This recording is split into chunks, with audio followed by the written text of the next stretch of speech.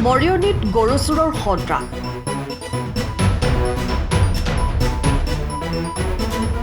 গোহালিৰ পৰাই প্ৰতিদিনে চুৰি হৈছে গৃহস্থ গৰু।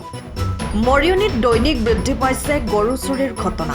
দেবৰাপাৰ আৰক্ষী চকীৰ অন্তৰ্গত বালিজান নতুন মাটি গাঁৱৰ গাঁওৰক্ষী বাহিনীয়ে আটক কৰে এটা গৰু চোৰ। গৰু চোৰটো নকছাৰী বৰগাঁৱৰ ৰাজু গগৈ বুলি জানিব পৰা গৈছে। বালিজান নতুন মাটি গাঁৱৰ গাঁওৰক্ষী বাহিনীৰ সদস্যসকলে গৰু চোৰ ৰাজু গগৈক সোধপোছ কৰাতে ওলাল উৰহি গছৰ ৰোল। গৰুৰ গৰাকী দুজন তিৰুৱাল গাঁৱৰ বুলি জানিব পৰা গৈছে। ইতিমধ্যে বালিজান নতুন মাটি গাঁৱৰ গাঁওৰক্ষী বাহিনীয়ে চোৰ দুটা গৰুসহ দেবেৰাপাৰ আৰক্ষীক গতাই দিয়ে। এই গৰু চুৰি ঘটনাৰ লগত এটা বৃহৎ গৰু চুৰি চক্ৰ জড়িত থকাৰ সন্দেহ কৰা হৈছে। ইতিমধ্যে দেবেৰাপাৰ আৰক্ষীয়ে সাজাদ আলী, মৰিয়নিৰ অনিল কৰ্মকাৰ নামৰ আন দুটা গৰু চোৰ গ্ৰেপ্তাৰ কৰি জেললৈ প্ৰেৰণ কৰিছে। আজি ৰাতিপুৱা শুই উঠি চাইছোঁ গৰুটো নাই গোহালিত। ৰছীডালে সৈতে মানে লৈ গৈ ওলাই গৈ চাইছোঁ নঙলাও খোলা আছে। তাৰপিছৰ পৰা বিচাৰ খোচা কৰি আছোঁ কৰি এতিয়া মানে ইয়াত পালোহি আহি পেলাই মানে এই দেৱৰ পৰা মানুহকেইজন মানে ধৰি থ'লে মানে অনা মানুহজনক চুৰ কৰি অনা মানুহজনক তেনে সূত্ৰে মানে আমি ইয়াত পালোহি মানে চুৰ কৰি আনিছোঁ। গোহালিও আনিছিলে হয়। এটা গোহালিৰ পৰা আনিছিলে মোৰ, আৰু ইটো ওচৰৰ ঘৰজনৰ সেইটো মোৰ ঘৰ পদূলিমুখতে থাকে, তাৰ পৰাই আনিলে নেকি চাগে লগত। তিৰুৱাল গাঁও তোৰ এনেই চিনি পাওঁ, ৰাস্তাৰ পথে মাতবোল কৰোঁ বাৰু। ৰাজু নেকি নামটো। অঁ, কিন্তু মোৰ ঘৰলৈ অহা নাই বাৰু, অহা নাই এদিন। অঁ, তেওঁৱে আনিছিল। হয়, বগা গৰুটো আমাৰ।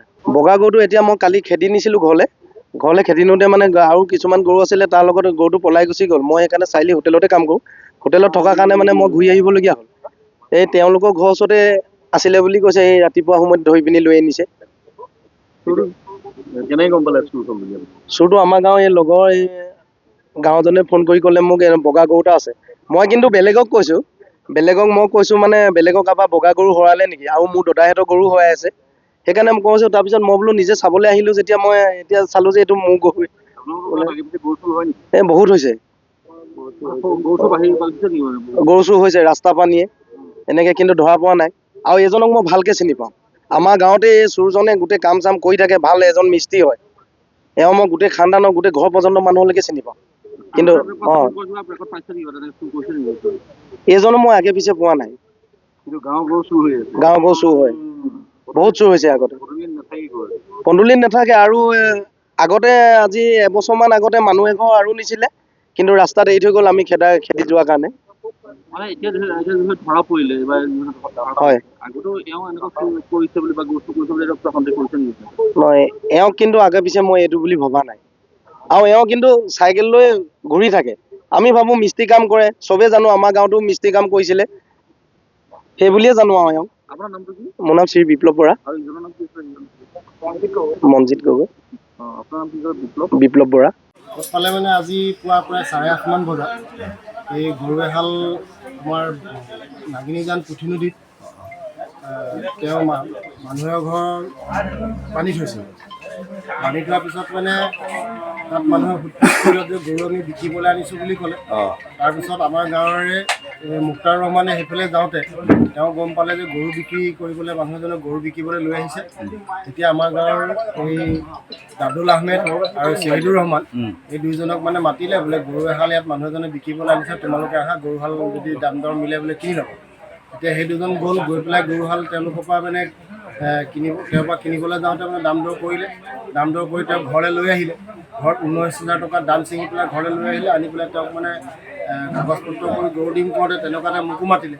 মই আহিলোঁ, আহি পেলাই মই সোধপোছ কৰিলোঁ। সোধপোছ কৰাত তেতিয়া তেওঁক মানে সুধিলোঁ, তেওঁ ক'লে যে নাগিনীজান মগুৰি গাঁৱৰ পৰা গৰুহাল আনিছোঁ বুলি ক'লে। মগুৰি গাঁৱত এজন ব্যক্তিৰ ঘৰত চৰকাৰী ঘৰ বনাইছিলোঁ, সেই মানুহজনে পইচা দিব নোৱাৰিলে, গতিকে তেওঁৰ ঘৰৰ পৰা মই গৰুহাল লৈ আহিছোঁ বুলি ক'লে। এতিয়া আমি গোটেইকেইজনে মানে আমি এটা সিদ্ধান্ত ল'লোঁ যে নহয়, গৰুহাল এনেকৈ লোৱাটো যুক্তি নহ'ব। তেওঁক মানে যিঘৰ পৰা গৰুহাল আনিছে সেই মানুহজনক গৈ পেলাই আমি সুধি পেলাই গৰুহাল কিনিলে ভাল হ'ব বুলি আমি মগুৰি গাঁৱলৈ বিচাৰি গ'লোঁ। আৰু মগুৰি গাঁৱত চুক্ৰা বুলি নাম কৈছে, কিন্তু চুক্ৰা নামৰ কোনো ব্যক্তি নাই তাত। আৰু যিজন মানুহৰ পৰা গৰু আনিছোঁ কৈছে, তেওঁ প্ৰকৃততে তেওঁৰ ঘৰ চিনিয়ে নাপায়। আমাৰ ইঘৰত সোমাইছে, সিঘৰত সোমাইছে। আমি বিভিন্ন লোকক মানে আমি তাত নামটো চুক্ৰা বুলি সুধিলে প্ৰকৃততে চুৰি কৰি আনিছে মানুহজনে। প্ৰকৃততে অৱশেষত আমি এতিয়া গম পাইছোঁ যে নহয় গৰুটো চুৰি কৰি আনো এওঁ ঘৰ ক'ত বুলি কৈছে? তাৰপিছত তেওঁ সুধিলোঁ, তেওঁ কৈছে মোৰ ঘৰ মানে বৰগাঁও, আৰু তেওঁ মানে গৰুহাল অৱশেষত ক'লে যে মই মৰঙিয়াল বৰহাবিৰ পৰা মোৰ চচুবাৰী ঘৰৰ পৰা মানে মই চুৰ কৰি আনিছোঁ বুলি কৈছে। তাৰপিছত আমি স্থানীয় আমাৰ আৰক্ষী চকীক অৱগত কৰিলোঁ, আৰু তেওঁক সোধ-পোছ কৰি থকা তেনে সময়তে সেই গৰুৰ মালিকো আহি ওলাল, আৰু প্ৰকৃততে গৰুটো তিৰুৱাল গাঁৱৰ হয়, আৰু তিৰুৱাল গাঁৱৰ এজন ব্যক্তিৰ ঘৰৰ পৰা তেওঁ পুৱাতে খুলি আনিছে, আৰু তেওঁলোকে ৰাতিপুৱা শুই উঠি দেখে তেওঁলোকৰ গোহালিত গৰু নাই, আৰু তেওঁৰ মালিকো উপস্থিত হৈছে। বৰ্তমান স্থানীয় আৰক্ষী চকী উপস্থিত হৈছে, আৰু সম্পূৰ্ণ কথাটো এতিয়া ওলাই পৰিছে, তেওঁ প্ৰকৃততে চুৰ কৰি অনাটো সত্য। আপুনি ঘৰখনত জাপানী চৌকাত দৰ্জা, খিৰিকী, গ্ৰিল, গেট আদি লগাব বিচাৰে নেকি, যিবোৰ দীৰ্ঘদিন অটুট থাকিব? তেন্তে পলম নকৰিব, আমাৰ বিপণীলৈ আহক। যোৰহাটৰ একমাত্ৰ আমাৰ বিপণীত এনে উন্নত সামগ্ৰী উপলব্ধ। এই মেচিনটোৱে বেণ্ড কৰা হয়, দৰ্জা, চৌকাত আৰু উইণ্ডো বনোৱা হয়। বাকী আমাৰ গেনব্লাইজত হয় এইবিলাক। আমাৰ ঠিকনা শ্ৰীৰাম এলুমিনিয়াম চেণ্টাৰ, DCB তিনিআলি, তৰাজান, যোৰহাট 785006। যোগাযোগৰ নম্বৰ 8638967754 অথবা 9401552548। পাল্লা বনোৱা আছে, এইটো গেলমেনাইজৰ হয়। এইটো প্ৰেছ ষ্টীল বুলি কয়। গেলমেনাইজৰ উইণ্ডো হয়। ইয়াত ষ্টীলৰ এইবিলাক গ্ৰিল দিয়া আছে, এক্সট্ৰাকে গ্ৰিল প্ৰয়োজন নাই, গ্ৰিল চব লাগি গৈছে। আৰু এইফালে মস্কিটো নেটো দিব পাৰে, এইটো মস্কিটো নেট, এইফালে বেক চাইডে মস্কিটো নেটৰ পাল্লা আছে। পকাত নি পিনে ঘৰটো আৰম্ভ কৰোঁতে লৈ যাবলগীয়া হয়, তেতিয়া পকাত দি দিলে মানে ইয়াত ঢেলাই সোমাই যাব, মছলা সোমাই যাব, বালি মছলাটো ভৰাই দিলে মানে মজবুত হৈ যাব ইয়াৰ। সময়ৰ খবৰ সময়ত পাবলৈ ফ'ল' কৰক টাইম অফ আছে।